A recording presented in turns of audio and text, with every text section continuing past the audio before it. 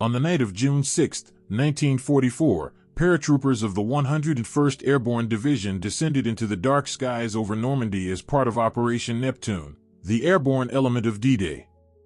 Their mission: to secure key causeways, bridges, and road junctions behind Utah Beach, ensuring that seaborne troops of the U.S. 4th Infantry Division could advance inland. Among these men was Lieutenant Colonel Robert G. Cole, commander of the 3rd Battalion, 502nd Parachute Infantry Regiment. Cole, a Texas-born officer and West Point graduate, had trained his men for exactly this kind of mission. They were hardened by months of preparation in England, but nothing could truly prepare them for the chaos of the night drop. The 101 Estes jump was scattered. Anti-aircraft fire, poor weather, and navigational errors caused paratroopers to land far from their designated drop zones. Many men drowned in flooded fields deliberately created by the Germans. Units were broken apart, squads and platoons fought as small groups, improvising their way toward objectives. Cole's battalion, like many others, was badly disorganized in the first hours of D-Day. Nevertheless, Cole gathered what men he could and pressed toward his objectives. His task was critical: secure the causeways leading inland from Utah Beach, then move on the town of Corentin. Located at the base of the Cotentin Peninsula, Corentin was a vital junction linking the Utah and Omaha beachheads. If the Americans could capture it quickly, they would unite their forces and prevent the Germans from driving a wedge between them. The Germans understood this as well.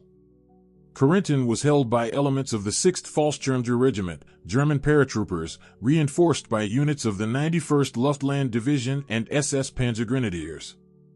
These were tough, well-trained troops, skilled in defensive fighting and well-equipped with machine guns and mortars. They had dug in along the approaches to Corentin, turning hedgerows, ditches, and farmhouses into strongpoints. Cole's battalion was ordered to advance along the main causeway leading into Corentin from the north. This route, known to locals as the Purple Heart Lane, was a narrow elevated road raised above the surrounding marshes. With water and mud on both sides, there was no room to maneuver. Any force attempting to advance would be exposed to fire from both flanks. On June 10, 1944, Cole and his men began their push down this deadly corridor. The battalion moved cautiously, supported by occasional artillery fire, but German resistance was fierce. Machine guns and mortars raked the causeway, pinning the paratroopers down. For nearly 2 days, progress was measured in yards. By the evening of June 10, Cole's men had reached within sight of a farmhouse at the far end of the causeway, heavily defended by German paratroopers. Exhausted, low on ammunition, and taking constant fire, the battalion dug in for the night. Cole realized that unless they could break through the next day, the attack might collapse entirely. On the morning of June 11, Robert Cole made a fateful decision. To break the stalemate and seize the farmhouse, the key to Corentin, he would order his men to do something rarely seen in modern warfare: a bayonet charge straight down the causeway into the teeth of German fire. It was a desperate gamble, and one that would earn Cole the Medal of Honor, but at a terrible cost to his battalion. The morning of June 11, 1944 dawned gray and wet over the Normandy countryside. Along the narrow causeway north of Corentin, Robert Cole's 3rd Battalion, 502nd Parachute Infantry Regiment lay pinned down. They had advanced as far as a small bridge near La Barquette Lock, just short of the last stretch of road leading into the town. Ahead of them, a heavily defended farmhouse and entrenched German positions blocked the way. For 2 days the battalion had endured relentless fire. German paratroopers of the 6th Fallschirmjäger Regiment, among the toughest infantry of the Wehrmacht, poured bullets and shells into the exposed road. Every attempt to move forward was met with concentrated machine gun fire from hedgerows and farmhouses. Mortars exploded among the ditches, sending shrapnel slicing through the ranks.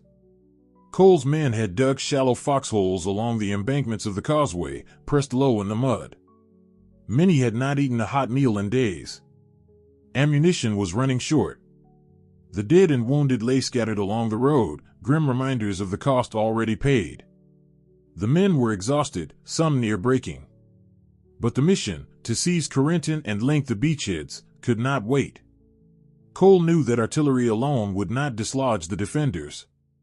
The battalion's supporting guns had fired repeatedly, but the German positions were too well concealed in the hedgerows. The longer his men lay pinned on the road, the greater the risk of being counterattacked or cut off. He needed to break through, and fast. As he surveyed the situation, Cole made a decision that would etch his name into airborne history. He would order his men to fix bayonets and charge directly at the German line. It was a tactic out of another era, more reminiscent of the First World War than the mechanized battlefields of 1944. Yet in this moment, it was the only way to shock the defenders and carry the farmhouse at the end of the causeway. Before issuing the order, Cole gathered his officers. He explained that their choices were limited: stay pinned down until annihilated, or risk everything in one violent assault. His officers, though grim-faced, agreed. The men were told to prepare their weapons, rifles, carbines, and even Thompson submachine guns, with bayonets fixed. Flamethrower teams and demolition squads were briefed to follow closely, ready to clear bunkers and strongpoints. Survivors later recalled the strange quiet that fell as word spread down the line. Men who had spent 2 days hugging the dirt now stood, attaching cold steel to their rifles. Some whispered prayers. Others clenched their jaws, resigned to whatever came next. One paratrooper later said, "I thought, this is suicide. But I also knew we couldn't stay where we were. If the colonel was going forward, then by God we'd go too." At around 6:30 a.m., Cole raised his pistol and gave the order. Bugles were not sounded, there was no dramatic shout. It was a simple, clear command: fix bayonets, follow me. Then he stood up in full view of the Germans and charged down the causeway. Behind him, over 250 paratroopers surged to their feet and ran forward, screaming as they advanced. The narrow road funneled them straight into German fire, but the sheer shock of the movement caught the defenders off guard. Within seconds, the deadlock of Purple Heart Lane erupted into one of the most violent close-quarters battles of the Normandy campaign. When Robert Cole shouted the order and surged forward, his 3rd Battalion, 502nd PIR, erupted from cover like a coiled spring. The men who had spent 2 days flattened in the mud now sprinted down the causeway, rifles leveled, bayonets fixed. The Germans, stunned at the sudden movement, opened fire with everything they had. Machine guns chattered from hedgerows and windows, mortars dropped shells along the road, and rifle fire cracked from hidden foxholes. The causeway became a killing ground. Men were struck mid-stride, collapsing into the ditches or tumbling lifeless into the road. Survivors recalled the terrible whistle of bullets passing within inches of their heads. Yet momentum carried the assault forward. Behind Cole, paratroopers shouted and cursed, their battle cries mixing with the explosions around them. Cole himself was in front, charging with pistol in hand. One sergeant remembered, "I saw the colonel way ahead of us, yelling and waving. We had no choice but to run after him. It was madness, but it worked. We just kept going." The Germans fought desperately. As the paratroopers closed the distance, defenders poured fire from a fortified farmhouse and surrounding hedgerows. But the shock of the charge unnerved them. Few expected American paratroopers to rush straight at entrenched positions with bayonets fixed. Some German machine gunners fired wildly, others broke and ran when the screaming paratroopers stormed into their lines. Within moments, the fight became hand-to-hand. Paratroopers leapt into trenches, thrusting bayonets, firing point-blank with rifles and Thompsons. Grenades exploded in hedgerows as squads cleared foxholes one by one.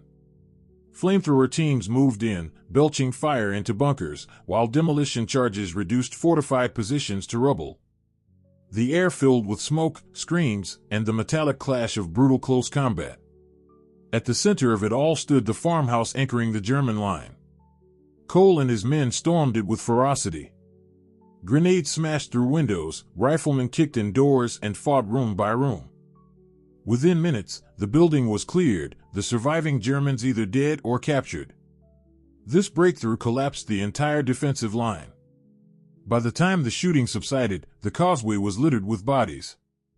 Nearly half of Cole's battalion had been killed or wounded in the assault. Estimates vary, but some accounts suggest that of the roughly 250 men who began the charge, fewer than 130 were still standing when it was over. The survivors, though bloodied and shaken, had achieved the impossible. The farmhouse was theirs. The German defenders along Purple Heart Lane had been routed. And the road into Corinton, so fiercely contested for days, was finally open. Cole wasted no time consolidating. He ordered his men to dig in, preparing for the inevitable counterattack. Paratroopers set up machine guns in the captured farmhouse, positioned mortars, and redistributed ammunition. Despite their exhaustion, they knew the Germans would not give up Corinton easily. The charge down Purple Heart Lane would go down in history as one of the few bayonet charges of World War II conducted by American forces, a desperate gamble that succeeded only through raw courage and sheer momentum. But for Cole and his battalion, the fight for Corinton was far from over. The farmhouse at the end of Purple Heart Lane was finally in American hands, but Robert Cole's battalion had paid dearly. Nearly half of his men were casualties from the charge. The survivors, dazed and exhausted, knew they had little time to regroup. The Germans would counterattack. Cole immediately ordered defensive positions established around the captured farmhouse. Machine guns were set in the windows, mortars placed behind hedgerows, and riflemen dug into the embankments. Ammunition was redistributed, men with only a few clips shared with those who had none. There was no sense of triumph, only grim determination. The Germans responded quickly. By mid-morning on June 11, 1944, elements of the 6th Fallschirmjäger Regiment and supporting units launched furious counterattacks. Mortar shells rained down on the farmhouse and along the causeway. German infantry probed the flanks, attempting to infiltrate through hedgerows and ditches. Snipers harassed the paratroopers, picking off anyone who exposed themselves for even a second. The paratroopers clung to their positions with stubborn resolve. Flamethrowers and grenades, which had been vital in the assault, were now used defensively to break up German thrusts. Machine gun teams fired until barrels glowed red. Casualties mounted on both sides. In one desperate attack, a group of German paratroopers nearly retook the farmhouse before being driven back by a storm of grenades and rifle fire. Despite these efforts, the momentum was shifting. The ferocity of Cole's bayonet charge had broken the cohesion of the German defense. Their attempts to retake the position lacked the coordination and firepower needed to dislodge the paratroopers. Still, Cole's battalion was hanging by a thread. Without reinforcement, they risked being overwhelmed. Help arrived late in the day. Elements of the 327th Glider Infantry Regiment pushed forward to link up with Cole's paratroopers, bringing much-needed support. The combined forces stabilized the position, finally giving the Americans a foothold from which to launch the final push into Corinton. That evening, orders came down. The 502nd and 327th would advance into Corinton the next day. The town, held by German paratroopers and SS units, remained the last obstacle preventing the junction of the Utah and Omaha beachheads. Its capture was essential for the Allies to consolidate their Normandy lodgment. At dawn on June 12, the Americans moved out. Street fighting in Corinton was bitter and chaotic. The town's narrow streets, stone buildings, and rubble-strewn alleys gave the defenders every advantage. German paratroopers fired from windows and rooftops, machine gun nests covered intersections. Each block had to be cleared house by house. Cole's battalion, though reduced in strength, played a crucial role in pressing the assault. His paratroopers advanced methodically, grenades and automatic fire clearing the way. Tanks from the 2nd Armored Division supported the attack, blasting apart strongpoints. By midday, American forces had fought their way into the center of Corinton. The German defense began to crumble. Lacking reinforcements and under constant pressure, the remaining paratroopers withdrew south of the town. By the afternoon of June 12, Corinton was firmly in American hands. The link between Utah and Omaha beaches was secured, allowing the Allies to form a continuous front across Normandy. The victory, however, came at a high cost. Cole's battalion had been decimated. Of the men who had charged down Purple Heart Lane, many lay dead along the causeway or in the fields outside Corinton. Survivors knew they had accomplished something extraordinary, but their triumph was tempered by the staggering losses. For Robert Cole, his leadership at Corentin cemented his reputation as a fearless and determined officer. His decision to order the bayonet charge, unconventional, even reckless, had broken the deadlock and opened the road into Corentin. But fate would not allow him to see the full fruits of victory for long. The capture of Corentin was a pivotal success for the Allies. With the town secured on June 12, 1944, the link between Utah Beach and Omaha Beach was firmly established.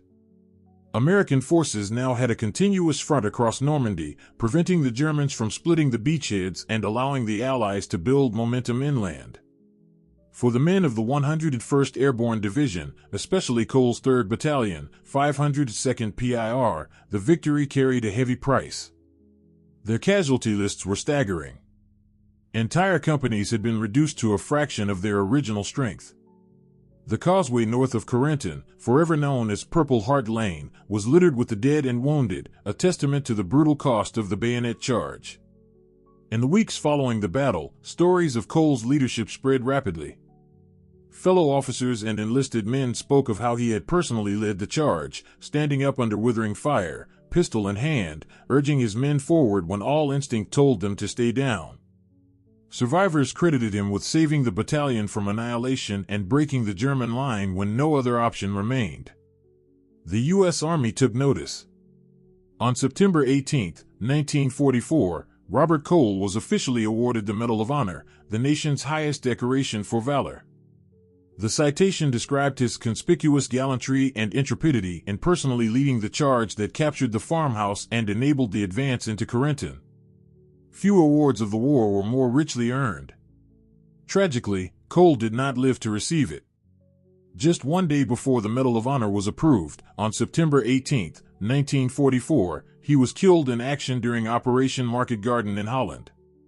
At the time, the 101st Airborne was fighting to secure key bridges and roads around Eindhoven and Nijmegen. While directing a smoke-marking mission for an airstrike near Best, Cole was struck by a sniper's bullet and died instantly. He was 29 years old. News of his death devastated those who had served with him. Many remembered him as a hard but fair commander, deeply respected by his men. His courage at Corentin had become legendary almost immediately, and his loss was felt not only in his battalion but across the entire 101st Airborne Division. In the years after the war, Cole's legacy endured. His Medal of Honor was presented posthumously to his mother, Loretta Cole, in San Antonio, Texas. Veterans of the 101st spoke often of the Purple Heart Lane charge, describing it as the epitome of the airborne spirit, aggressive, determined, and unflinching in the face of impossible odds. One paratrooper who survived summed it up simply. "We thought we were done for, until the colonel stood up and ran. He didn't hesitate, and because he didn't, neither did we." The story of Robert Cole and his bayonet charge entered the annals of airborne history, taught to generations of paratroopers as an example of leadership and raw courage. His actions not only captured Corentin but also symbolized the fighting spirit of the 101st Airborne in Normandy. The story of Robert Cole and the bayonet charge at Corentin has endured far beyond the battle itself. In the broader history of World War II, few moments so perfectly capture both the desperation and determination of airborne warfare. It was an action at once anachronistic and timeless, bayonets fixed, men charging headlong into machine gun fire. A scene that seemed to belong to the trenches of 1918 rather than the hedgerows of Normandy in 1944. Yet it was this act, born of necessity and carried out with extraordinary bravery, that turned the tide on Purple Heart Lane. Military historians have debated Cole's decision for decades. Some argue it was reckless, a gamble that cost too many lives. Others note that without it, his battalion might have been pinned down and destroyed piecemeal.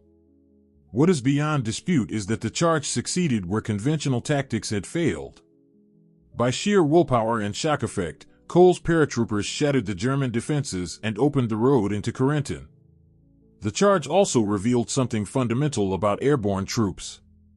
Unlike conventional infantry, they were trained to operate under extreme isolation, improvising and adapting when cut off from larger formations. Cole's willingness to risk everything on an audacious assault reflected that ethos, aggression as a weapon, seizing the initiative at any cost. His men, though terrified, responded to his personal example. Leadership by action, not words, carried the day. In the decades since the war, Cole's name has been memorialized in numerous ways. A barracks complex at Fort Campbell, Kentucky, home of the 101st Airborne Division, was named in his honor, Cole Barracks. Streets on U.S. Army posts and in towns across America bear his name. In Normandy, the causeway north of Corentin remains marked as Purple Heart Lane, a solemn reminder of the blood spilled there. The 101st Airborne, immortalized in books and films, continues to teach the story of Cole's charge as part of its regimental history. Paratroopers today learn of the moment when one officer, facing annihilation, chose to rise from the mud and lead a bayonet assault. For them, it embodies the division's motto, Rendezvous with Destiny. For the American public, the story also carried symbolic weight. In 1944, newsreels and newspaper accounts of the charge emphasized the courage of airborne troops in Normandy, inspiring confidence in the home front during a war that still had far to go. Later generations, through histories and documentaries, rediscovered the drama of that moment, one of the rare times modern American soldiers charged with cold steel in battle. Robert Cole himself remains a tragic figure, awarded the Medal of Honor but killed in action before he could wear it. His youth, just 29 years old, underscores the sacrifice of a generation that bore the burden of liberation. His mother, receiving the medal on his behalf, became one of countless American parents who carried both pride and grief in equal measure. Today, visitors to Normandy can still walk the causeway where Cole's battalion charged. The marshes remain, the hedgerows still line the road, and the distance from ditch to farmhouse is unchanged. Standing there, it is not hard to imagine the terror of that sprint, the screams, the crack of rifles, the thud of mortars. It is easier still to understand why so many men believed they would not survive, and why Cole's example remains so powerful. The bayonet charge at Corentin was more than a battlefield tactic. It was a moment when courage overcame paralysis, when leadership turned fear into action. It was, in every sense, a rendezvous with destiny. And though Robert Cole fell months later in another corner of Europe, his legacy endures, a reminder that sometimes, the difference between victory and defeat rests on the shoulders of one man willing to stand up and charge forward.